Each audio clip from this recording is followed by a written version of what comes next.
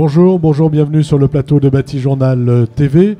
Nous sommes à Dijon au Forum Bois Construction 2018. Et pour cette dernière émission, nous allons parler BIM avec vous, monsieur Sylvain Fourel, bonjour. Bonjour. Vous êtes PDG de Selvéa. Est-ce que vous pouvez nous présenter la société Selvéa, s'il vous plaît ? Oui, donc Selvéa, c'est une société de 35 personnes qui réalise des bâtiments modulaires en ossature bois. On est basé près de Montpellier et on existe depuis 2006. Selvéa, qu'est-ce que ça veut dire ? Alors Selvéa, ça vient de selva, la forêt en espagnol, et puis en occitan aussi. Et donc voilà, on a rajouté un E parce que la marque était déjà prise. D'accord. Et puis ça fonctionne bien. Et puis ça fonctionne très bien. Ok. Vous avez investi, vous êtes une PME de 35 personnes et vous avez beaucoup investi dans le BIM. Pourquoi ? Alors, étant donné qu'on réalise des constructions préfabriquées en atelier à hauteur de 70-80%, on avait vraiment ressenti cette nécessité de pouvoir modéliser sur écran, dans des maquettes numériques, tout ce qui allait passer en fait dans nos ossatures, dans nos constructions, puisqu'on réalise alors beaucoup en interne, mais également avec des sous-traitants, ces constructions essentiellement en atelier. Et donc, on se rendait compte qu'on avait des problèmes de percement, de fourreaux, de gaines, de chevêtres qu'il fallait préparer dans nos ossatures.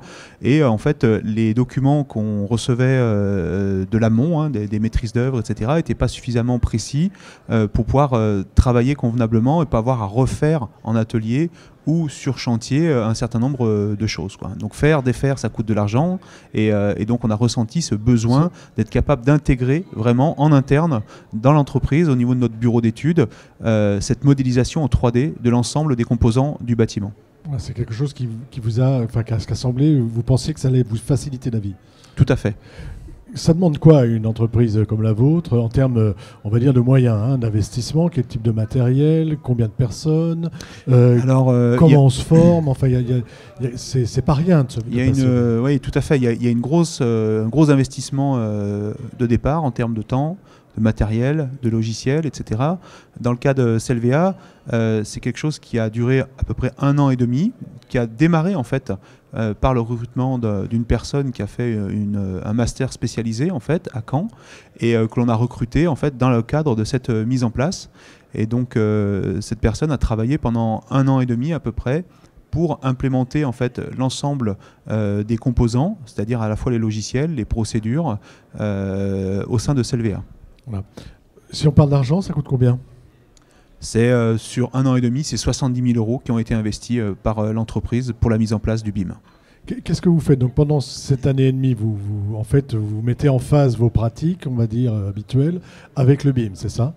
Voilà, c'est ça. Alors c'est à la fois les pratiques internes de l'entreprise, c'est d'être capable d'une part de modéliser un certain nombre de choses qu'on n'avait pas l'habitude de modéliser, comme par exemple les réseaux aéroliques, les réseaux électriques, etc. Et d'autre part de faire communiquer ces logiciels entre eux, puisqu'on avait un logiciel Dietrich qui faisait la construction bois, un autre logiciel donc on a acquis spécifiquement qui est Revit pour faire la maquette architecturale, et puis avec RevitMap on réalise les éléments fluides. Donc ça c'est pour la partie interne. Et puis après être capable de faire profiter en quelque sorte aux fournisseurs, aux maîtres d'œuvre, etc., avec lesquels on travaille, de ces éléments de maquette numérique. Donc c'est encore d'autres outils qui sont mis en œuvre pour pouvoir faire communiquer un petit peu tout le monde entre eux. Vous communiquez comment ? Via une plateforme ? Alors c'est ça, on a récemment acquis une plateforme qui s'appelle Accès au BIM et qui permet en fait à la fois de partager les documents, de garder une traçabilité sur ce qui a été réalisé pendant le projet, et qui permet également en fait de gérer ce qu'on appelle le workflow, c'est-à-dire en fait c'est le flux qui permet notamment les visas, les validations des plans et des éléments, des fiches techniques au fur et à mesure du projet, quoi. Vous parliez tout à l'heure de sous-traitants qui ont l'habitude de travailler avec vous. Est-ce que ces sous-traitants viennent au BIM également ? Ou est-ce que vous les accompagnez ? Est-ce que vous avez ensemble essayé de travailler à ces questions ? Ou est-ce que c'est vous le moteur ? Alors c'est certes nous le moteur, on a un certain nombre de fournisseurs et de sous-traitants qui avaient l'habitude de travailler en 3D et qu'on est en train d'accompagner, de pousser en fait pour avoir une interopérabilité entre, voilà, entre nos logiciels et les leurs. Donc ces gens-là en fait nous fournissent aujourd'hui des maquettes 3D qu'on est capable d'intégrer nous dans nos maquettes.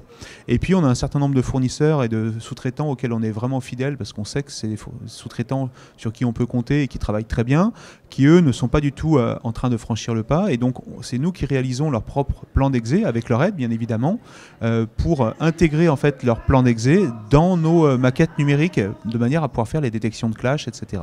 Voilà, le fait de passer en numérique, enfin de passer en BIM, ne vous fait pas abandonner les gens avec qui vous avez l'habitude de travailler? Non, pas du tout. Par contre, ça nous demande des efforts supplémentaires puisqu'enfin, plutôt que de recevoir des plans d'exé, eh ben, on est obligé de nous-mêmes modéliser leur plan d'exé en fait. Alors ça c'est l'aspect travail avec les entreprises. Hein, et comment ça se passe avec les architectes? Alors avec les architectes, eh ben, en fait, c'est en fonction des demandes des architectes. En fait, pour l'instant, on n'a pas encore reçu de maquette numérique en 3D de la part des maîtrises d'œuvre avec lesquelles on a travaillé. Donc vous êtes plus en avance que... On est un peu plus en avance que les maîtrises d'œuvre avec lesquelles on a travaillé. Il faut savoir c'est que les architectes sont souvent très peu nombreux quoi, et dans leur cabinet d'architecture. Et donc il n'y en a pas encore énormément qui ont fait le pas. Comme les entreprises, il y a peu d'entreprises qui ont encore fait le pas. Donc en fait, on modélise ce qu'on appelle notre maquette architecturale d'exécution à partir des plans 2D en général qui nous sont fournis par les maîtrises d'œuvre dans le cadre des appels d'offres. Voilà, vous êtes une sorte de pivot en fait aujourd'hui. Voilà, c'est-à-dire qu'en fait, on a pris le parti en quelque sorte d'intégrer dans notre organisation le BIM Master, qui peut être parfois donc extérieur au projet, mais nous on a pris le parti en fait de le faire de manière à aller de l'avant, pour aller plus vite et pour être prêt. C'est ça. Vous avez maintenant un petit peu de recul. Vous regrettez vos 70 000 € d'investissement? Alors pour l'instant, ça a été plus une charge effectivement qu'un retour sur investissement, mais maintenant on commence à voir les bienfaits avec les premiers chantiers. Combien de chantiers réalisés aujourd'hui? Alors aujourd'hui, on a réalisé 3 chantiers en BIM, d'accord. Donc 2 qui ont été un peu test, et puis le chantier qu'on voit là derrière, qui est donc un bâtiment qu'on a réalisé pour la SNCF sur Mitry en région parisienne, qui est un chantier en fait sur lequel on a déployé le BIM depuis les plans d'exécution jusque sur le chantier et en partage avec la maîtrise d'œuvre et la maîtrise d'ouvrage. Donc on dit que le BIM facilite le travail. Comment ça vous l'a facilité? Est-ce que vraiment ça le facilite? Est-ce que vraiment ça rend plus fluide le chantier? Alors oui, parce que en fait...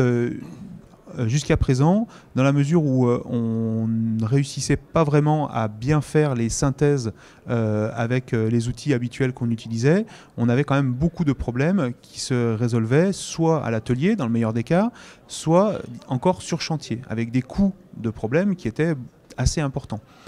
Aujourd'hui, avec le BIM, on arrive à résoudre une grande partie des problèmes, notamment de passage de gaines, tout simplement, avec les fourreaux, les chevêtres, etc., qui doivent être faits dans les ossatures, en amont, sur écran, et donc avec un coût de résolution de problème qui est bien inférieur.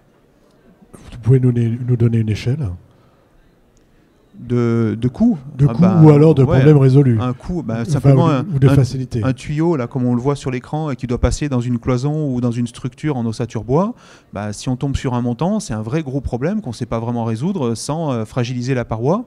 Alors que quand on le règle sur ordinateur, ça prend 5 à 10 minutes, un coup de téléphone ou une pastille sur un fichier numérique, et le problème est résolu. Et la résolution du problème, là, a coûté 10 minutes, quoi. Pourtant, avec votre retour d'expérience, il y a quand même quelques petits écueils encore, notamment qui sont liés à la taille des entreprises. Est-ce que vous pouvez nous dire un petit peu ce à quoi vous avez dû faire face en fait parfois?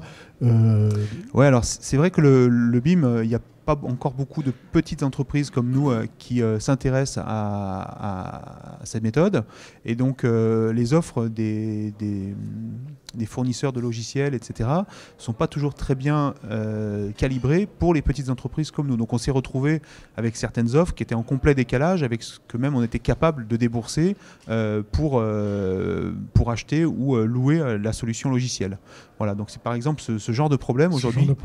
Aujourd'hui, ce qu'on trouve sur le marché n'est pas adapté à les entreprises comme la vôtre. Alors si, les produits sont adaptés, mais c'est les offres qui ne sont pas du tout adaptées. C'est les offres qui sont pas voilà, adaptées. avec des capacités en termes de taille d'objets qu'on peut stocker sur les serveurs cloud qui sont extrêmement importants, alors que nous, nos projets, ils sont plutôt petits. Et plus c'est important, plus c'est cher. Hein. Voilà, plus c'est important, plus c'est cher. Et donc les produits sont adaptés, mais les offres ne le sont pas, quoi. Donc on a dû demander à certains fournisseurs des efforts ou d'adapter simplement leur offre avec des offres qu'ils n'avaient pas encore en fait conçues en quelque sorte, parce qu'ils n'avaient pas encore eu le cas de petites entreprises comme nous qui faisaient du BIM. Un autre écueil ou alors une bonne surprise par exemple dans le fonctionnement, quelque chose qui a très bien fonctionné? Oui, alors ce qui est intéressant, c'est qu'effectivement, on ne savait pas exactement avec quelle rapidité le personnel donc, de l'entreprise allait s'accaparer, accueillir ces nouvelles technologies. Et en fait, il y a un certain nombre d'outils, parce que notre BIM manager, Simon Maillet, est quelqu'un qui a quand même un sens très pratique du BIM, et donc on a mis à disposition des outils qui permettent en fait à chacun de profiter de ces maquettes numériques.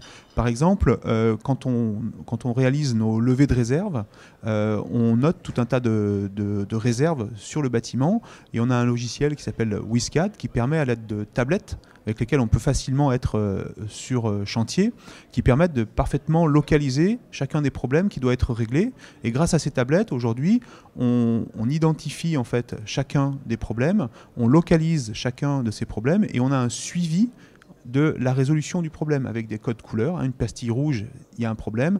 Une pastille orange, on sait que le problème a été réglé. Une pastille verte, c'est qu'on a vérifié que le problème avait bien été réglé.